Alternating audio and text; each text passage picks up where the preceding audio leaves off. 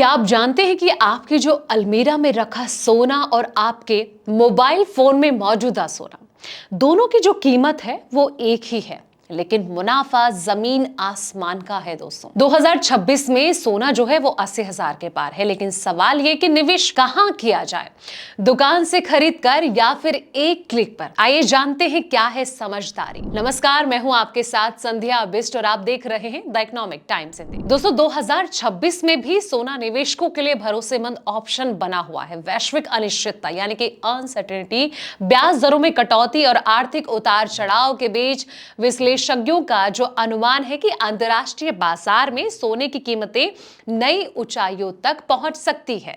भारत में सोना सिर्फ निवेश नहीं है दोस्तों, बल्कि जो संस्कृति है और परंपरा इसका भी हिस्सा माना जाता है।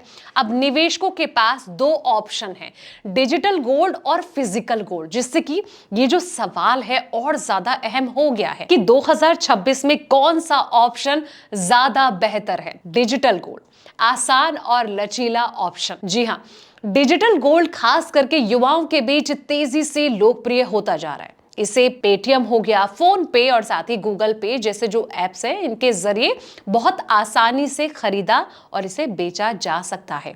इसमें स्टोरेज या फिर सुरक्षा की कोई चिंता नहीं रहती है, क्योंकि खरीदा गया जो सोना है वो बीमाकृत वॉल्ट में सुरक्षित रखा जाता है। डिजिटल गोल्ड की सबसे बड़ी खासियत इसकी जो लिक्विडिटी है, निवेशक कभी भी इसे कैश में बदल सकते हैं। कई प्लेटफॉर्म जो है वो डिजिटल गोल्ड को सिक्कों या फिर बार में बदलने की सुविधा भी देता है, जिससे कि ये जो ऑप्शन है और ज्यादा अट्रैक्टेड बन जाता है। अब आते हैं फिजिकल गोल्ड पर दोस्तों। परंपरा और भरोसे की पहचान। भारत में आज भी बड़ी संख्या में लोग जो हैं वो फिजिकल गोल्ड को सबसे सुरक्षित निवेश मानते हैं। सोने के गहने, सिक्के और जो बार हैं वो सामाजिक प्रतिष्ठा और पारिवारिक संपत्ति का प्रतीक माना जाता है। हालांकि फिजिकल गोल्ड के साथ कुछ जो अतिरिक्त खर्च है ये भी जुड़े होते हैं, जैसे कि मेकिंग चार्ज हो गया, लॉकर शुल्क हो गया और 3% जीएसटी हो गया। इसके बावजूद लंबे समय के निवेश और भावनात्मक जुड़ाव के कारण लोग फिजिकल गोल्ड को ज्यादा प्रायोरिटी पर रखते हैं। लागत, रिटर्न और टैक्स का गणित। चलिए अब इस पर आते हैं। तो बता दें कि डिजिटल और फिजिकल गोल्ड दोनों तरह के सोने का जो रिटर्न है बाजार भाव पर डिपेंड होता है, इसलिए जो कीमतें हैं इसमें बढ़ोतरी लगभग समान रहती है दोस्तों। डिजिटल गोल्ड खास तौर पर अगर देखा जाए तो थोड़ा सस्ता पड़ता है, क्योंकि इसमें जो मेकिंग